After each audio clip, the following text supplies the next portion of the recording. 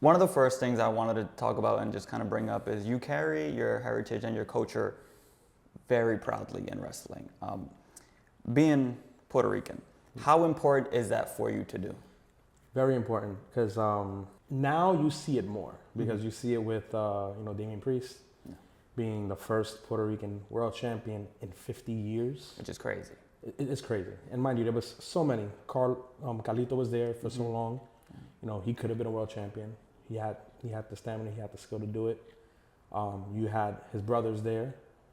They were tag team champions, but that was it. But they were never labeled as Puerto Rican. Never. And then when you look at the flip side of things, when you go to like TNA and Impact, you had LAX. Yeah. And Homicide always repped it. Always repped it. And then you had Amazing Red, always repping it. Yeah. Then you got Ring of Honor, you had the SATs, you had Loki, had the Hit Squad, all Puerto Ricans, killing it. And it was not in the limelight per se, but it was there. We had the representation, but it's always crucial to be represented, and you got to represent your culture. Absolutely. So I completely stand behind my culture, and it's crazy to have like been trained by, one of my trainers is Santana. He's helped me along the way, and for him to rep it as hard as he reps it, I'm like, nah, like we can't let him be the only one to do it.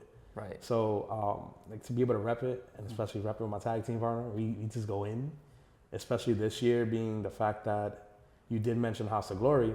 Fun fact, that was my debut match this past June for Mike Santana's Puerto Rican weekend. And to represent, to debut, and to represent for my people on our weekend, oh, man, it was butterflies, freaking bees, everything was fighting each other in my stomach. And I'm like, yo, what am I gonna do? What am I gonna do? Just be me. Just exuberate my boricua. Like pull it all out, because it's my weekend. Absolutely. And to be able to do that, oh man, it was great. And then to basically be captain of Team Pegao for, Pegao versus Con Con this past April for We Are Wrestling. Shout outs to my team. Y'all the best.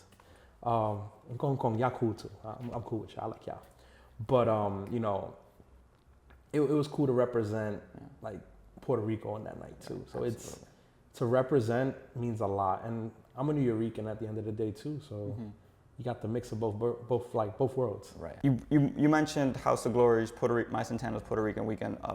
What's the feeling like? And you mentioned it a little bit, but having people who are from the same place as you coming out, showing support, showing the love, and just like it's such a beautiful thing seeing just a whole group of people just kind of there supporting the same thing.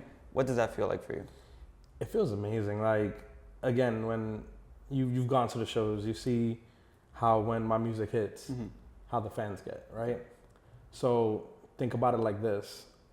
My music hits in a place where I've never wrestled before. But there's literally maybe like a handful or two there that know who I am.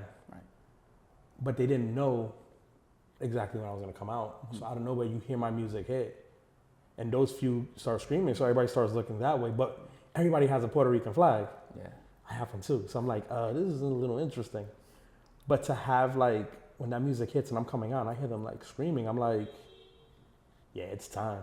Like I got into a zone where I almost forgot where I was at for a second. I'm like, I'm in the Amazura club, and I'm going into a House of Glory ring right now. This is great.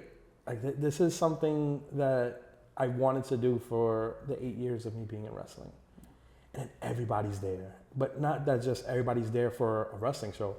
Everybody's there to celebrate Puerto Rican heritage.